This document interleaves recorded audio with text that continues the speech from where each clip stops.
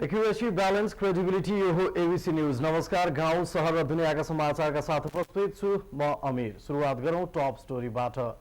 प्रधानमन्त्री पुष्पकमल दाहाल प्रचण्डले राजनैतिक पार्टीहरूको सहमतिमा सबैलाई मान्य हुने गरी स्थानीय तहको निर्वाचनमा जानुको विकल्प नभएको बताउनु भएको छ। आज कैलालीमा प्रधानमन्त्री कृषि आधुनिकीकरण परियोजना सुपर जोनको उद्घाटन गर्दै प्रधानमन्त्री प्रचण्डले संसदमा सरकारले दर्ता गरेको संविधान संशोधन प्रस्ताव फिर्ता नहुने प्रश्न पार्नुभयो। राजनीतिक गतिरोध अन्त्यको लागि राजनीतिक पार्टीहरूको सहमतिमा स्थानीय तहको निर्वाचनमा जानु उत्तम विकल्प हुने उहाँको भनाइ थियो। सुपर जोनको उद्घाटन गर्दै प्रधानमन्त्री प्रचण्डले देशमै धेरै गहुँ उत्पादन हुने जिल्ला कैलालीलाई यस कार्यक्रमले कृषि आधुनिकीकरणतर्फ अग्रसर गराउने बताउनुभयो।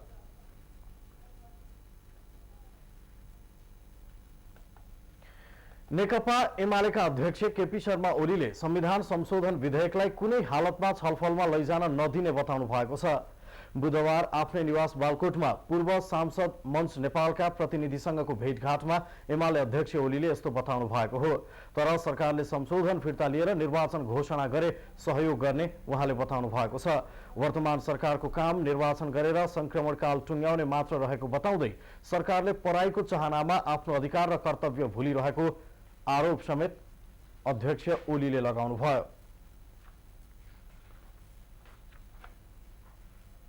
नेपाली कांग्रेसका सभापति शेरबहादुर देउवाले कलाकर्मीले आफ्नो क्षमतालाई व्यावसायिकता र मुलुकको समृद्धिमा लगाउनुपर्ने बताउनु भएको छ।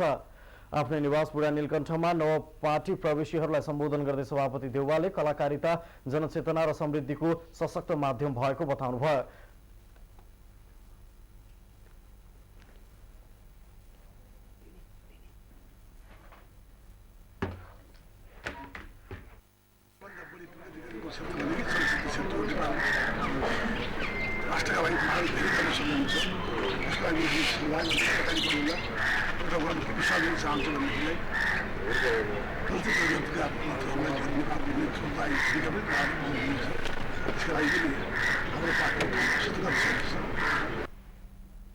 सभापति देउवाले कलाकारिताको माध्यमबाट जनतामा राष्ट्रिय एकता, अखण्डता र सार्वभौमिकताको साथै विविध पक्षमा जागरुकता ल्याउने जिम्मेवारी कलाकारको रहेको समेत बताउनुभयो।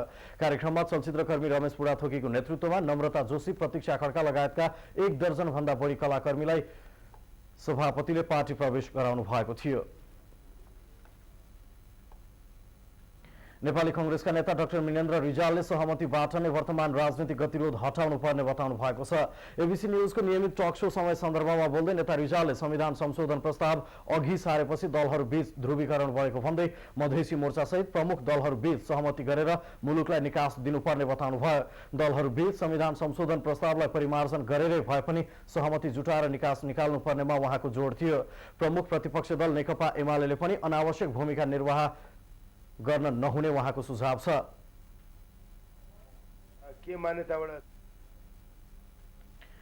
कार्यक्रममा बोल्दै रिजालले मधेसवादी दलहरू पनि संविधान कार्यान्वयन गर्नको लागि जिम्मेवार रूपमा प्रस्तुत हुन आवश्यक रहेको धारणा राख्नुभयो। संविधान संशोधन प्रस्ताव पेश भएदेखि नै निरन्तर रूपमा संसद बैठक अवरुद्ध हुँदै आएको छ। 3 हप्तादेखि निरन्तर रूपमा प्रतिपक्षी दलहरूले संसद बैठक अवरुद्ध पारेपछि संसद बैठक सञ्चालन गर्न सहज वातावरण बनाउन पहल सुरु भएको छ।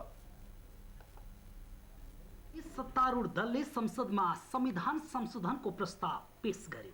अहिले त्यही प्रस्तावका कारण देशभर नै प्रतिपक्षी दलहरूले आन्दोलन गर्दै संसद समेत अवरुद्ध पारिरहेका छन्। लामो समयसम्म संसद अवरुद्ध भइरहेपछि केही दिन अगाडि राष्ट्रपति विद्यादेवी भण्डारीले दलका नेताहरूलाई सहमतिका साथ अगाडि बढ्न सुझाव दिए। त्यसको केही दिन पछाडि सभामुख ओन्सरी घरती मगरले पनि अवरुद्ध संसद खुलाउन र राजनीतिक सहमति गर्दै अगाडि बढ्न पहल गरेकी छन्। सभामुखले 3 दलका नेताहरूलाई आफ्नो कार्यालयमा भेट गर्दै अवरुद्ध संसदको निकास निकाल्न आवश्यक रहेको भन्दै दलहरूले त्यसमा सहयोग पुर्याउन आग्रह गरिन्। सदनमा गर्नुपर्ने छलफल यहाँहरूलाई थाहा छँदैछ। पहिलो कुरा त निकै लामो समयदेखि महाभियोग प्रस्ताव सदनमा रोकेर बसेको छ। त्यो नै अब मुख्य रूपमा आजसम्म अगाडि बढ्दै आएको विषय हो। दोस्रो, आज हामीले चाहिँ स्थानीय तह निर्वाचन विधेयक र निर्वाचन कसुर तथा सजाय दुईवटा विधेयकहरू आज मेच्योर भयो र यसलाई पनि हामीले कार्यसूचीमा राख्यौँ। त्यो सँगसँगै सबभन्दा अहिले बहस भइराखेको यो चाहिँ नेपालको संविधान दोस्रो संशोधन विधेयक जुन छ यो विधेयक पनि आज हामीले चाहिँ कार्यसूचीमा राख्यौँ। तर विपक्षी दलका मान्य सदस्यहरू चाहिँ उभिराख्नु भएको हुनाले यो सम्पूर्ण प्रक्रियाहरू अगाडि बढ्न सकेन। सत्तारूढ दल संशोधन प्रस्ताव अख्तियार दुरुपयोग अनुसन्धान आयोगका प्रमुख माथिको महाअभियोग र निर्वाचन सम्बन्धी कानुनलाई एकैचोटि कार्यसूचीमा राख्दै अगाडि बढ्न खोजिरहेको छ। तर एमाले सहितका प्रतिपक्षी दलहरू निर्वाचन सम्बन्धी कानुन र कार्यतालिका पास गर्ने तर संशोधन प्रस्तावलाई फिर्ता गराउन नै बढी केन्द्रित रहेका छन्। पौष 4 गते बसेको संसद बैठक पनि विपक्षी दलहरूको अवरोधका कारण स्थगित भएको छ। अर्को बैठकसम्म अवरुद्ध संसद खोल्न दलहरूले संवाद सुरु गरे पनि अझै दलहरूबीच सहमति भने हुन सकेको छैन। रातारात दर्ता भएको संविधान संशोधनको प्रस्ताव नेपाल र नेपालीको हितमा नरहेको र नेपालमाथि भारतले नाकाबन्दी छाडेर घुमाउरो पाराले दिएको निर्देशन अनुसार संशोधन प्रस्ताव आएको विपक्षी दलका नेताहरूको तर्क छ। नाकाबन्दी फिर्ता गर्न बाध्य भए पनि 72 को असोज पहिलो हप्तामा दिल्लीबाट प्रकाशित इन्डियन एक्सप्रेसमा छापिएका भारतीय सरकारका संशोधनका मागहरू नेपालको संविधानमा गरिनुपर्ने संशोधनका जुन सूची थिए ती कुराहरू फिर्ता भएन र तिनै सूचीको आधारमा आज फेरि अर्को संस्करण नाकाबन्दीको त्यो द्वन्द सिर्जनाको अर्को संस्करणको सुरुवात भएको छ। गएको मुसिर 14 गते राति यो सरकारका प्रधानमन्त्रीले सरकारको तर्फबाट मध्यरातको जुन संशोधन प्रस्ताव दर्ता गरेका छन्, संविधान संशोधन गर्ने जुन विधेयक दर्ता गरेका छन्, विभिन्न कारणले त्यो विधेयक संविधान अनुरूप पनि छैन। संसदबाट स्पष्ट रूपमा यो संशोधन प्रस्तावको खारिजीको माग गरेका छौँ। अहिले 1/3 भन्दा बढी व्यवस्थापिका संसदका सदस्यहरूले यो संशोधन प्रस्तावलाई अस्वीकार गरेर वस्तुतः यो सरकार पराजित भइसकेको छ। 1/3 भन्दा बढी व्यवस्थापिका संसदका सदस्यहरूले यसको विरोध गर्ने अनि संविधान जारी गर्दा त्यसमा हस्ताक्षर गर्ने केवल 37 जना, त्यसमध्ये तराईबाट प्रतिनिधित्व गर्ने जम्मा 11 जना। त्यो 11 जनालाई नेतृत्व गर्ने तराईका जनताले नै मतबाट पराजित गरेका नेताहरू अनि उनीहरूको समर्थन प्राप्त गरेर संख्या बढाउने भनेको यो प्रधानमन्त्रीको अङ्कगणित हो कि यो लफरा गणित हो? सत्तारूढ दलले संविधान संशोधन प्रस्तावलाई कार्यसूचीबाट हटाउँदै 3 तहको चुनाव गर्ने सम्बन्धी कानुन र चुनावी कार्यतालिका सम्बन्धी विधेयकलाई अगाडि बढाए अवरुद्ध संसद सुचारू गर्न दिने बताउँदै आएको छ। संविधान कार्यान्वयनका लागि पनि सरकारलाई 2074 माघभित्र 3 तहको चुनाव गराउनु पर्ने बाध्यकारी अवस्था रहेको छ। त्यसले संशोधन प्रस्तावमाथि छलफल गर्दै सबैको सहमति खोज्दै जाने गरी तत्कालका लागि अवरुद्ध संसद खुलाउनपट्टि सत्तारूढ दलले पुनर्विचार गर्ने हो भने दलहरू बीचमा तिक्तता कम हुने, संविधान पनि कार्यान्वयन हुने र पुनः संविधान संशोधन प्रस्तावमा पनि राजनीतिक सहमति कायम हुन सक्थ्यो कि दलहरूले यसतर्फ पनि ध्यान दिनु जरुरी छ। ABC reporter Ganesh Khaniya, Kathmandu. अब पालो ट्विट अफ द डेको हामी हरेक दिन समसामयिक विषयमा गरिएका ट्विटहरूलाई ट्विट अफ द डेमा विशेष प्राथमिकताका साथ प्रसारण गर्ने गर्छौँ र आजको ट्विट अफ द डेमा समसामयिक विषयमा सामाजिक सञ्जाल प्रयोगकर्ताले व्यक्त गरेका प्रतिक्रिया र विचारलाई समेटेका छौँ।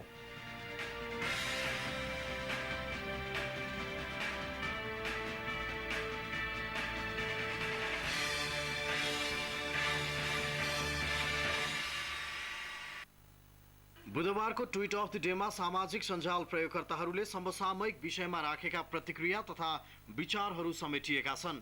प्रवीण बानिया आमा बाबुको सन्दर्भमा सामाजिक सञ्जाल ट्विटरमा ट्विट गर्छन्, मैले आमा बुबालाई पालेको छु नभन्नुस्, बरु म आमा बुबासँग बसेको छु भन्नुस्। आमा बुबासँग बस्न पाउनु सन्तानको सौभाग्य हो। नेताहरूमा बुद्धि विवेक छैन भन्दै सामाजिक सञ्जाल ट्विटरमा नयनराज पाण्डे पोस्ट गर्छन्, केहीमा होला, नत्र हाम्रा अधिकांश नेतासित बुद्धि छैन, विवेक छैन, सोच छैन, संवेदना छैन, बस तर्क छ, टेलिभिजन र रेडियो अन्तर्वार्तामा भजाउने तर्क। राजधानीको अव्यवस्थित ट्राफिक व्यवस्थापनको सन्दर्भमा ट्विटर प्रयोगकर्ता जुझारु केटीले पोस्ट गर्छिन्, जेब्रा क्रसमा खासमा रोकिनुपर्ने त गाडी हो, तर बाटो काट्ने हामी बटुवा घन्टौं रोकिनुपर्छ, नत्र किच्देलान् भन्ने डर।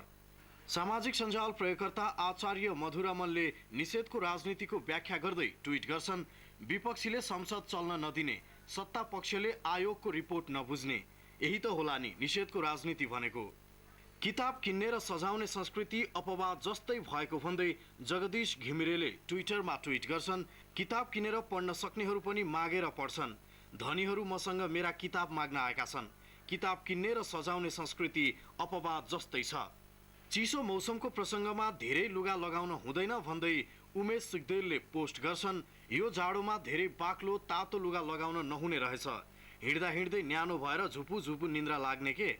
दलहरूको बन्द संसद अवरोधको सन्दर्भमा पुराना शक्ति नसच्चिने भयो भन्दै नयाँ शक्ति नेपालका संयोजक डाक्टर बाबुराम भट्टराई पोस्ट गर्छन्, फेरि डनहरूको ग्याङवार, नेपाल बन्द, जिल्ला बन्द, संसद अवरोध, आरोप प्रत्यारोप, जनता साँडेको जुदाई, बाछाको मिचाइमा पुराना शक्तिहरू नसच्चिने भए।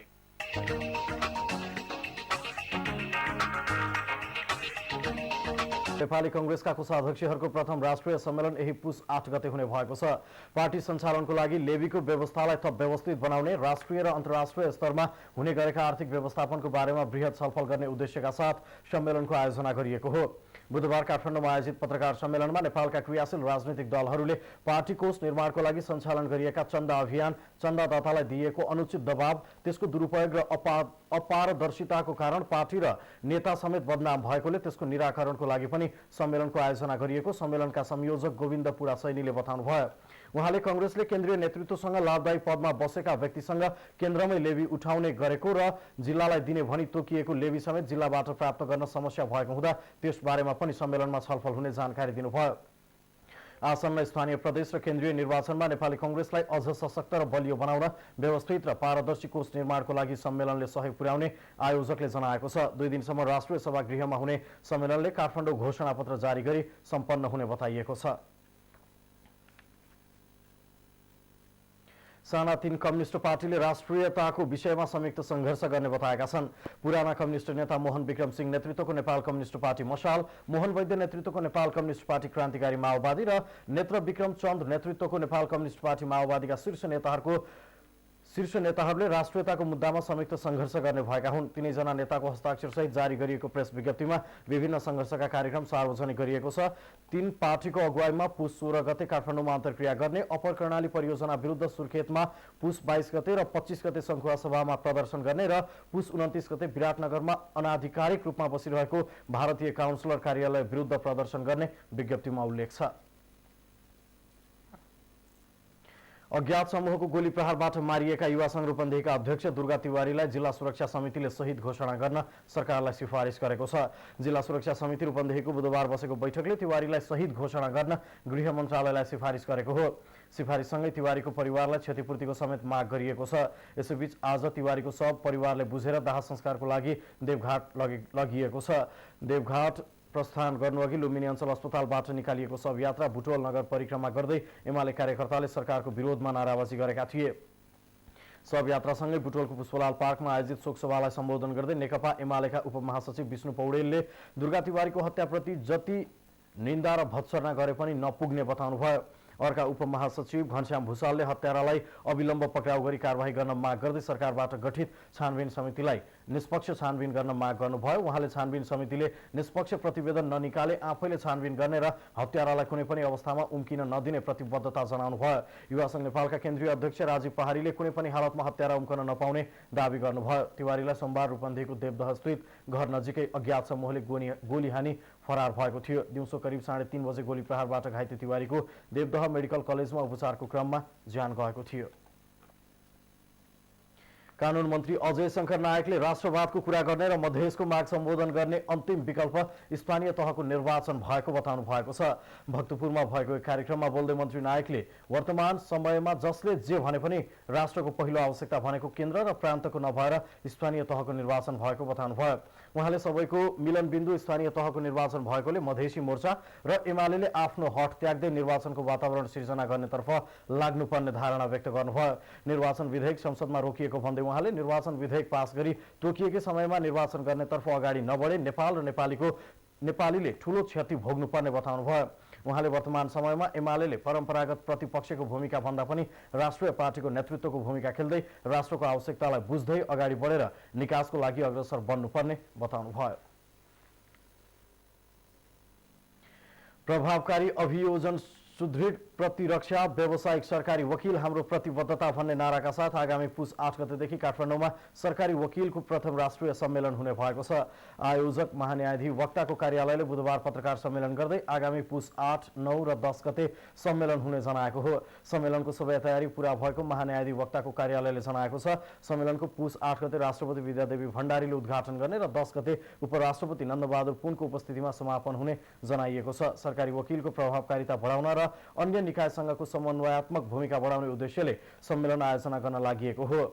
सम्मेलनमा नेपाल प्रहरी लगायतका संगठनले कार्यपत्र प्रस्तुत गर्ने भएका छन्। सम्मेलनमा 4 जना नायब महान्यायाधिवक्ता, 31 जना सहन्यायाधिवक्ता र देशैभरका शाखा अधिकृत वकिलहरूसहित 352 जनाको सहभागिता छ। सांसदहरूले प्राकृतिक स्रोत र साधनको अधिकतम उपयोग गरी त्यसबाट हुने आर्थिक लाभ समुदायमा वितरण गरिनुपर्ने सुझाव दिएका छन्। राष्ट्रिय निकुञ्ज तथा वन्यजन्तु संरक्षण ऐन 2029 लाई संशोधन गर्न बनेको विधेयक 2071 माथि परेको संशोधन प्रस्तावमाथि छलफल गर्न सिंहदरबारमा बसेको वातावरण संरक्षण समिति बैठकमा सांसदहरूले यस्तो सुझाव दिएका हुन्। उनीहरूले विधेयक संशोधन गर्दा प्रभावित क्षेत्रका जनताको अधिकार कटौती हुन नहुने सुझाव समेत दिएका छन्। बैठकमा भू संरक्षण मन्त्रालयका सचिव कृष्ण पौडेलले संशोधित विधेयक समयानुकूल र वैज्ञानिक रहेको दावी गर्नुभयो। उहाँले चोरी सिकारी नियन्त्रण गर्न दण्ड सजायको व्यवस्थालाई परिमार्जन गरिएको जानकारी दिनुभयो। राष्ट्रिय निकुञ्ज तथा वन्यजन्तु संरक्षण ऐन 2029 लाई संशोधन गर्न बनेको विधेयक 2071 माथि पछिल्लो समय लगातार छलफल भएको छ। गुरुङ जातिको मुख्य चाड तमु लोछार यो वर्ष पनि विभिन्न कार्यक्रम सहित मनाइने भएको छ। आज तमु हिउल छोजधी गुरुङ राष्ट्रिय परिषदको केन्द्रीय कार्यालय काठमाडौँमा पत्रकार सम्मेलन गरी तमु लोछार मूल आयोजक समितिले लोछार कार्यक्रमबारे जानकारी दिएको हो। तमु लोछार 2073 को आह्वान मौलिक भाषा, धर्म, संस्कार तथा संस्कृति सहितको सम्मान भन्ने नाराका साथ लोछार मनाउन लागेको मूल आयोजक समितिका संयोजक टेकबहादुर गुरुङले बताउनुभयो। कार्यक्रममा समितिका महासचिव सूर्यबहादुर गुरुङले पुस 13, 14 र 15 गते 3 दिन काठमाडौँको टुँडीखेलमा सांस्कृतिक र खेलकुद कार्यक्रम गरिने बताउनुभयो। गुरुङ जातिले लोछारलाई नयाँ वर्षको रूपमा मनाउने चलन छ। वर्गको आधारमा उमेर गणना गर्ने तमु जातिले यो वर्ष बाँदर वर्ग अर्थात् प्रहलो विदाई र चरा वर्ग अर्थात् च्यालोलाई स्वागत गर्दैछन्। गुरुङ जातिले हरेक वर्ष पुस 15 मा मनाउने लोछार तामाङले माघ शुक्ल पक्ष प्रतिपदा र शेर्पाले फागुन शुक्ल पक्ष प्रतिपदाको दिन मनाउने गर्दछन्। 13 र 14 गते लोकदोहोरी प्रतियोगिता हुने महासचिव गुरुङले बताउनुभयो। लोकदोहोरीमा प्रथम, दोस्रो र तेस्रो हुनेले क्रमशः 75,000, 50,000 र 30,000 पुरस्कार प्रदान गर्नेछन्। उपप्रधान एवं गृहमन्त्री विमलेन्द्र निधिले नेकपा एमालेलाई संसद अवरुद्ध गरेर जनतालाई झुट र भ्रमको खेती नगर्न आग्रह गर्नुभएको छ। नेपाली कांग्रेस गुल्मीका पूर्व पार्टी सभापति चन्द्रबहादुर केसीका पिता स्वर्गीय ज्ञानबहादुर केसीको 11औं दिनको पुण्यतिथिको स्मृतिमा गुल्मीको भाँडगाउँमा आज आयोजित शोकसभामा उहाँले संसद अवरुद्ध गर्नु भनेको संसदीय लोकतान्त्रिक र संवैधानिक प्रक्रिया अवरुद्ध पार्ने काम भएको बताउनुभयो। नेपाली कांग्रेसका नेता समेत रहनुभएका गृहमन्त्री निधिले एमालेलाई मुडे बल छाडेर सके विपक्षमा मतदान गर्न समेत चुनौती दिनुभयो। प्रदेशको सीमाङ्कन गर्नु भनेको प्रदेश टुक्र्याउनु नभएको भन्दै उहाँले टुक्र्याउनु र सीमाङ्कन गर्नु अलग अलग कुरा भएको टिप्पणी गर्नुभयो। शोकसभामा रक्षामन्त्री एवं कांग्रेस नेता बालकृष्ण खाँडले सबैको लागि मुलुक ठूलो भएको भन्दै देशको गम्भीर मुद्दालाई एमालेले राजनीतिकरण गरेर मुलुकलाई झन जटिल अवस्थामा पुर्याउन खोजेको आरोप लगाउनुभयो।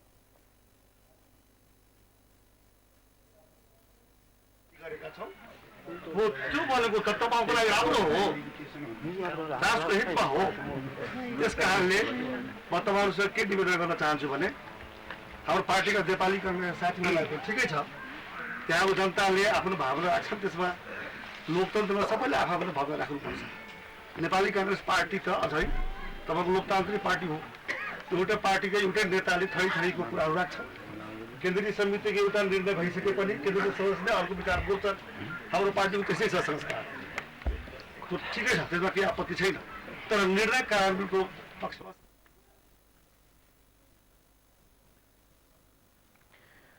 काठमाडौँ भित्राउँदै गरेको 1431 थान लागु औषधसहित एकजनालाई नागढुङ्गा प्रहरीले पक्राउ गरेको छ। विराटनगरबाट काठमाडौँ आउँदै गरेको ना 6ख3190 नम्बरको यात्रुवाहक बसबाट सिराहाको लाहान बस्ने 18 वर्षीय राकेश सिंहलाई प्रहरीले पक्राउ गरेको हो।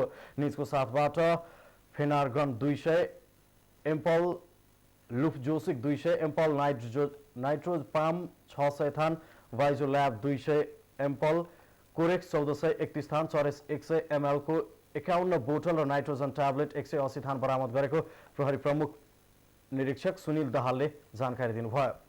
नेपाल आदिवासी जनजाति महासंघको अध्यक्षमा जगत बराम निर्वाचित हुनुभएको छ। चितवनमा भएको 9औं राष्ट्रिय महाधिवेशन अन्तर्गत गैराती भएको निर्वाचनमा एमाले इतरको गठबन्धनका उम्मेद्वार बरामले 32 मत प्राप्त गरी अध्यक्षमा निर्वाचित हुनुभएको हो। अध्यक्षका अर्का प्रत्याशी एमाले प्यानलका सूर्य भुजेलले भने 23 मत प्राप्त गर्नुभयो। यसैगरी उपाध्यक्षहरूमा किरण सुनवार, गणेशलाल थकाली, गोविन्द छन्त्याल, नवीन रोका, लोकबहादुर दुरा, श्यामप्रसाद मण्डल र सोनाम लामा चयन हुनुभएको छ। महिला उपाध्यक्षमा कृष्ण कुमारी शेरचन चयन हुनुभएको छ। महासचिवमा नित्यानन्द ताजपुरिया र खुला सचिवहरूमा आङपाङ शेर्पा, गोपाल माझी, दानसिंह राउटे, राजकुमार बोटे, सुखवीर थामी चयन हुनुभएको छ। महिला सचिवमा लाक्पा शेर्पा, शान्तिदेवी धिमाल, सुकमती राजवंशी, सोनम लामा र श्रुतिमाया कुमाल निर्वाचित हुनुभएको छ। कोषाध्यक्षमा मुकुन्द बहादुर पहाडी निर्वाचित हुनुभएको छ। निकै ध्रुवीकरणका बीच सम्पन्न महासंघको महाधिवेशनमा नेकपा एमाले इतरको गठबन्धनले कुनै पनि हालतमा एमालेलाई हराउने योजना बनाएका थिए, जुन योजना अनुरूप 9औं महाधिवेशन मार्फत नेकपा एमालेका समर्थकको उपस्थिति शून्य जस्तै भएको छ। रौतहट स्थित छोराको विवाहमा केटी पक्षसँग लिएको दाइजो रकम मुस्लिम समुदायको केटा पक्षले फिर्ता गरेको छ।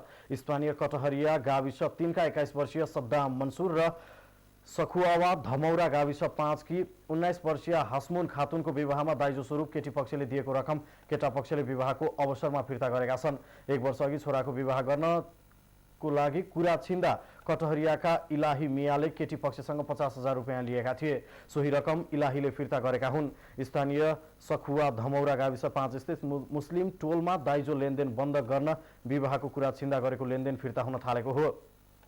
सोही गाउँको भिखारी मन्सुरीले छोरीको विवाह गर्न कुरा छिन्दा दिएको 1,50,000 दाइजो रकम यसअघि नै केटा पक्षले विवाहकै दिन फिर्ता गरेको थियो। अब बिजनेस न्यूज। नेपाली उद्योग व्यवसायलाई माथि उठाउन सरकारले कुनै कार्यक्रम अघि नसारेको भन्दै स्वदेशी व्यवसायी आन्दोलित बनेका छन्।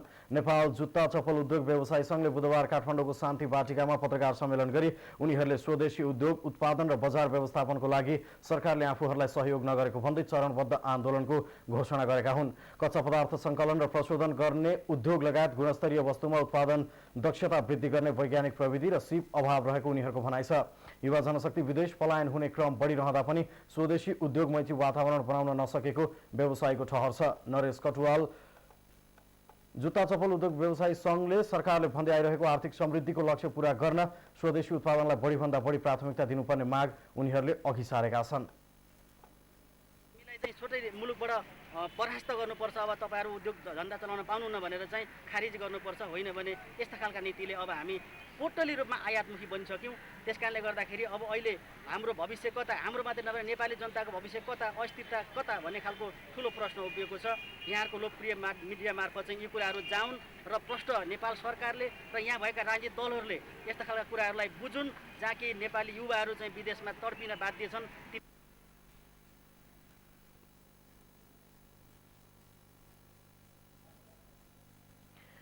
सीमा क्षेत्रमा बसोबास गर्ने स्थानीयवासीलाई मध्यनजर गर्दै झापामा यो वर्षदेखि सीमा क्षेत्र विकास कार्यक्रम सञ्चालन हुने भएको छ। नेपाल सरकारको राष्ट्रिय कार्यक्रम अन्तर्गत संघीय मामिला तथा स्थानीय विकास मन्त्रालयले सीमा क्षेत्र कार्यक्रम सञ्चालनको लागि झापामा 5 करोड 19 लाख रुपैयाँ बराबरको बजेट विनियोजन गरेको छ।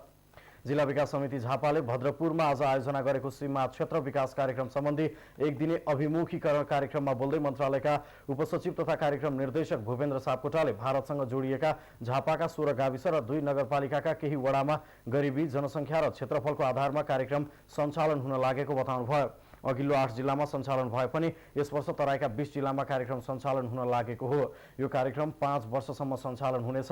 यस कार्यक्रमले सीमा क्षेत्रमा बसोबास गर्ने जनतालाई सबै क्षेत्रबाट फाइदा पुग्ने उपसचिव सापकोटाले बताउनुभयो।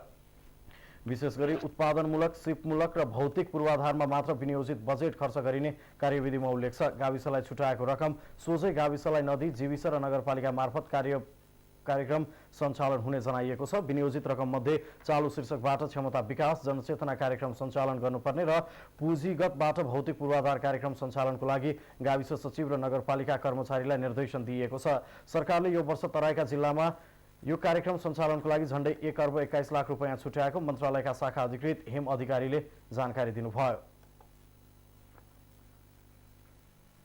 नेपाल खाद्य संस्थान नेपालगञ्जले जिल्लाका ग्रामीण क्षेत्रमा धान खरिद संकलन केन्द्र नराख्दा किसानहरूलाई धान बिक्री वितरण गर्न समस्या भएको छ। विगतका वर्षहरूमा नजिकैको धान संकलन केन्द्रमा धान बिक्री गर्न लैजाने गरेका कृषकलाई अहिले भने नेपालगञ्ज स्थित संस्थानको कार्यालयमा लैजानुपर्ने बाध्यता छ। नेपाल खाद्य संस्थान भेरी नेपालगञ्जले यस आर्थिक वर्षका लागि 20,000 क्विन्टल धान नेपालगञ्जबाट खरिद गर्ने लक्ष्यका साथ धान खरिद सुरु गरेको छ। 20,000 क्विन्टल धान खरिद गर्ने लक्ष्य राखे पनि संस्थानले यसपटक भने जिल्लाका ग्रामीण स्थानहरूमा संकलन केन्द्र स्थापना गरेको छैन। नेपाल खाद्य संस्थान नेपालगञ्जका प्रमुख मोतीराज गेवालीले जनशक्तिको अभावका कारण अन्य स्थानहरूमा विगतका वर्षहरू जस्तो गरी संकलन केन्द्र राख्न नसकिएको बताए। मेलबार नभएको हुनाले हामीले यहाँ खोलेको मेलबार उपलब्ध भयो र भोलि चाहिँ आवश्यकता पर्याप्त माग भयो अथवा त्यस्तो आवश्यकता केही भयो भने खोल्न पनि सक्छ। यो वर्ष चाहिँ नभनौँ तत्काललाई छैन। यसपटक संकलन केन्द्र राख्ने कुनै सम्भावना नरहेको नेपाल खाद्य संस्थान नेपालगञ्जले जनाएको छ। संस्थानले विगतको वर्षभन्दा यसपटक ढिलो गरी मङ्सिर 29 गतेबाट नेपालगञ्जमा मात्र धान खरिद गर्न सुरु गरेको थियो। अधिकांश किसानहरूले संस्थानले धान खरिद गर्न ढिलो गरेकाले पहिले नै निजी क्षेत्रलाई बिक्री वितरण गरिसकेका छन्। प्रमुख जिल्ला अधिकारीको संयोजकत्वमा बनेको समितिले मूल्य तोक्ने सरकारी नीति भएको र प्रक्रिया पुर्याउनु पर्ने भएकाले मूल्यमा समायोजन हुन ढिलाइ भएको खाद्य संस्थानका प्रमुख गेवाली स्वीकार गर्छन्। हाम्रो जिल्लामा प्राथमिक धान खरिद कमिटी छ, त्यो सिडे साहबको अध्यक्षतामा। त्यसले चाहिँ मूल्य तोक्छ होइन, त्यसले मूल्य तोकिसकेको छ। त्यो मूल्य तोकिसकेपछि हामीले त्यही मूल्यमा किसानहरूबाट प्रत्यक्ष धान खरिद गरिरहेका छौँ। नेपालगञ्ज आसपास क्षेत्रका किसानका लागि बिक्री गर्न सहज भए पनि राप्तीपारी, चिसापानी, कोहलपुर, कचनापुर, कुसुम लगायतका क्षेत्रका किसानलाई भने धान बिक्री गर्न समस्या हुने देखिएको छ। गत वर्ष खाद्य संस्थानले मोटा धानको 1,925 र मध्यम हाइब्रिड धानको 20,025 रुपियाँ मूल्य निर्धारण गरेको थियो भने यस वर्ष संस्थानले मोटा धान प्रति क्विन्टल 2,050 र मध्यम धानको मूल्य 2,150 रुपियाँ निर्धारण गरेको छ। सरकारले अझै लागत अनुसारको मूल्य निर्धारण गर्न नसकेको किसानहरू गुनासो गर्छन्। जति खर्च लाग्छ त्यति त राम्रो मूल्य पाउनु भएको छैन। लागत त लागिहाल्छ 1,500 कट्ठा जति लाग्छ लागत। मूल्य कति मूल्य त्यही 3,000 बिघाको जस्तै 2 कट्ठाको लागतको अनुसारले मूल्य त लागत हिसाबले छ। अब मूल्य त त्यति आउनु भएको छैन। अब लागत त बढी लागिहाल्छ, मल हाल्ने सब हाल्ने जगाउने लागत अनुसार त भएन सर। वर्षभरि उत्पादन गर्ने तर मूल्य अरूले तोकिदिने नियतिको अन्त्य खोजिरहेका किसानहरूलाई सरकारी निकायले पनि कम मूल्य दिनुलाई कदापि राम्रो मान्न सकिँदैन। त्यसैले जस्तो सुकै प्रक्रिया पुर्याएर भए पनि किसानलाई राज्यको निकायले उपयुक्त मूल्य दिएर नजिकैको स्थानबाट बिक्री वितरण गर्ने व्यवस्था मिलाउन सक्नुपर्छ। ABC reporter Krishna Oli, Nepalgunj. अब स्पोर्ट्स न्यूज। पटक पटक स्थगित हुँदै आएको 7औं राष्ट्रिय खेलकुद महोत्सव शुक्रबारबाट पूर्वाञ्चलका विभिन्न शहरमा सञ्चालन हुँदैछ। भव्यताका साथ सञ्चालन हुन लागेको प्रतियोगिताको अन्तिम तयारीका लागि सबै पदाधिकारी र खेलाडी बन्द प्रशिक्षणमा जुटिरहेका छन्। यद्यपि प्रतियोगिता सञ्चालनको लागि अझै पनि उत्साहजनक तयारी भने हुन सकेको छैन। शुक्रबारबाट पूर्वाञ्चलका विभिन्न शहरमा हुन लागेको 7औं राष्ट्रिय खेलकुद महोत्सवका लागि सम्बद्ध सबै अन्तिम तयारीका लागि जुटिरहेका छन्। निकै तामझाम र भव्य बनाउने भनिए पनि प्रतियोगिता मिति नजिकिएसँगै तयारीमा रौनकता भने देखिएको छैन। मुख्य उद्घाटन स्थल विराटनगरको शहीद रङ्गशालामा उद्घाटनलाई भव्य बनाउनका लागि सम्बद्ध सबै जुटिरहेका छन्। रङ्गशाला सिँगार्नका लागि सबैजसो निकायका पदाधिकारीहरू जुटिरहेका छन्। यस्तै उद्घाटन स्थल भव्य र सभ्य बनाउनका लागि शहीद रङ्गशालाको अन्तिम तयारीमा जुटिरहेको बताउँछन् राष्ट्रिय खेलकुद परिषदका सदस्य सचिव केशव कुमार विष्ट। उल्लासमय वातावरणमा हामी सम्पन्न गर्छौँ। त्यो तयारीमा हामी अन्तिम तयारीमा जुटेको छौँ। अब भोलिदेखि यसको अझ यसको सजावटका कामहरू सुरु हुन्छ र अब हाम्रो अरू जुन खेल खेल्ने स्थलहरू छन् त्यो खेल खेल्ने स्थलहरूको पनि अब लगभग अब अन्तिम अवस्थामा पुगेको छ र अब खेल खेल्न योग्य बन्दैछन्। सामानहरू हाम्रो ढुवानी हुँदैछन् खेल्नका लागि चाहिँ प्रयोग हुने सामग्रीहरू। अब खेलाडीहरू अलिक टाढाका खेलाडीहरू हिँड्ने तयारीमा हुनुहुन्छ। आजैदेखि तपाईँले धनगढीबाट हाम्रो ओलम्पिक टर्च हामीले यसपालिदेखि जहाँ विगतमा सम्पन्न भयो त्यहीँबाट टर्च ल्याउने भनेर आजैदेखि भव्य अहिले मैले भर्खर सूचना पाएको छु झन्डै 500 जना जतिको चाहिँ खेलाडीहरूको जुन र्यालीले त्यहाँबाट ओलम्पिक टर्च सुरु भइसकेको छ। शहीद रङ्गशालामा कराते, वुसु, टेबल टेनिस लगायतका खेल सञ्चालन हुँदैछ। यस्तै अर्को प्रतियोगिता स्थल इटहरी रङ्गशालामा एथलेटिक्स खेलदेखि महिला तथा पुरुष भलिबल प्रतियोगिता हुँदैछ। उता पूर्वाञ्चलको दुवै महिला र पुरुष भलिबल टिम प्रतियोगिता स्थलमा बन्द प्रशिक्षणमा रहेर अभ्यास गरिरहेको छ। अभ्यासमा रहेको पुरुष टोलीका कप्तान राजन लिम्बुले तयारी राम्रो रहेको र 7औंमा मेडल हात पार्नेमा आफू आशावादी रहेको बताउँछन्। पक्कै भन्न त सकिन्न, अब खेल हो होइन, खेल जगत हो। अब खेलमा कहिलेकाहीँ लकले फेभर पनि गर्नुपर्छ।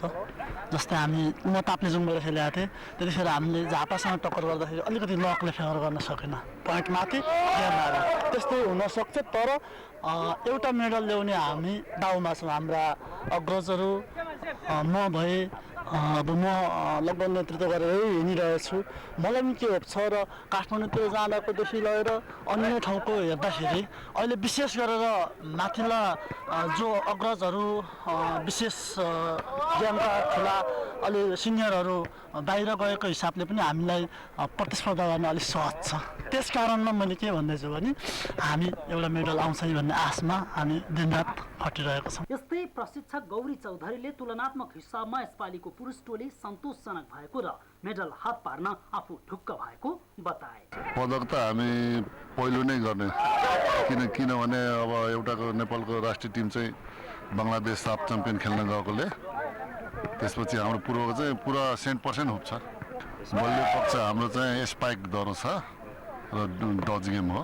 उता महिला टोलीकी कप्तान रेखाले ढिलो सूचना र समन्वयको अभावमा विगतमा महिला टोली भन्दा यसपालिको टोलीमा राम्रा खेलाडी समावेश गर्न नसकेको बताइन्। तयारी चाहिँ अब 4-5 दिन भयो ट्रेनिङ गरे, अब खासै राम्रो तयारी त छैन। पहिल्यैदेखि नै अब गेम अलिअलि खेल्दै आएको अनुभवले मात्र, अब खासै राम्रो तयारी चाहिँ छैन। यस्तै प्रशिक्षक रत्न आचार्य महिला खेलाडी उत्पादनमा निकै अप्ठ्यारो हुने भएकाले पूर्वाञ्चल टोलीको सहभागिता औपचारिकतामा मात्र सीमित हुने बताए। जति खेलाडी क्षेत्रीय प्रतियोगिताबाट छनौट गरेर लिएर आउन सकियो, तयारी प्रशिक्षण राम्रैसँग सञ्चालन भइरहेको छ। सम्भवतः अघिल्ला राष्ट्रिय प्रतियोगिताहरूमा पूर्वाञ्चलको टिम तुलनात्मक रूपमा यसपालि केही कमजोर नै छ।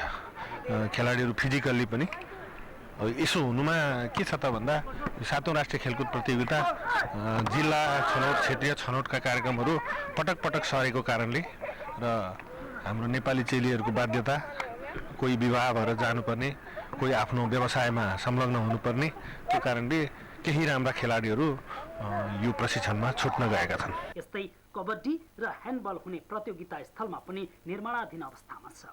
कामदारहरू चेन्जिङ रुम बनाउनका लागि काम गरिरहेका छन् भने कबड्डी कोट पनि बल्ल ढिलाइ गरी सजिसजाउमा जुटिरहेका छन्।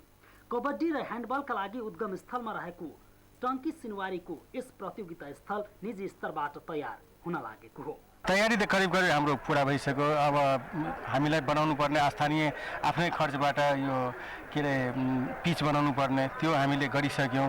अलिकति घेराबेरा बाँकी छ, त्यो पनि हामी आज भोलिमा त्यो पनि सक्छौँ। सरसफाई भोलिसम्ममा हामी क्लियर गर्छौँ। जे होस्, पूर्वाञ्चलमा हुने प्रतियोगिताले पूर्वाञ्चलवासीमा उत्साह थपिएको छ। तर अपेक्षा र प्रचार प्रसार अनुरूप स्थलगत भ्रमण गर्दा तयारी फितलो देखिन्छ। राष्ट्रिय खेल महोत्सव सञ्चालन गर्नका लागि गरिएको तयारीले तोकिएको समयमा प्रतियोगिता सञ्चालन हुन धौधौ देखिन्छ। 1-2 दिन मात्र बाँकी रहेको अवस्थामा तयारी अवस्थामै नरहेका पूर्वाधारमा खेलाडीहरूले कस्तो प्रदर्शन गर्लान् त्यो प्रतियोगिता अवधिले नै देखाउनेछ। क्यामेरा पर्सन गणेश अधिकारीका साथमा एबिसी रिपोर्टर सुमन पुरी र सुमन सापागाई सुनसरी। अब इन्टरनेशनल न्यूज। मेक्सिको एक पटका बजारमा भएको श्रृङ्खलाबद्ध विस्फोटमा परि 22 जनाको मृत्यु भएको छ। मेक्सिको सहरभन्दा केही पर भएको विस्फोटमा परि 22 जनाको मृत्यु भएको र 60 भन्दा बढी घाइते भएको मेक्सिकन प्रहरीले जनाएको छ। पहिलो पटका पसलमा आगो लागेको र त्यसपछि श्रृङ्खलाबद्ध बम विस्फोट भएको प्रहरीको भनाइ छ।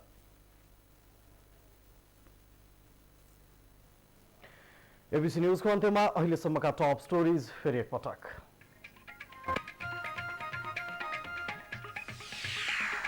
सरकारले निर्वाचन घोषणा गरे सहयोग गर्न तयार रहेको एमाले अध्यक्ष ओलीको भनाई। प्रस्ताव भने कुनै पनि हालतमा पारित गर्न नदिने। सीमाना हेरफेर गर्ने अधिकार सरकार र संसदलाई नरहेको एमाले उपाध्यक्ष गौतमको भनाई। बाध्यताले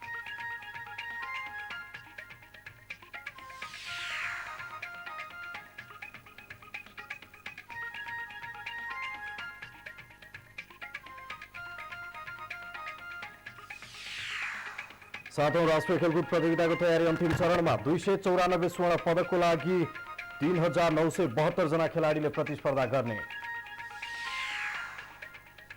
र मेक्सिकोको पटका बजारमा भएको बम विस्फोटमा 22 को मृत्यु। बारम्बार घटना दोहोरिएको भन्दै मेक्सिकन सरकार सुरक्षाको उचित विकल्प खोज्दै।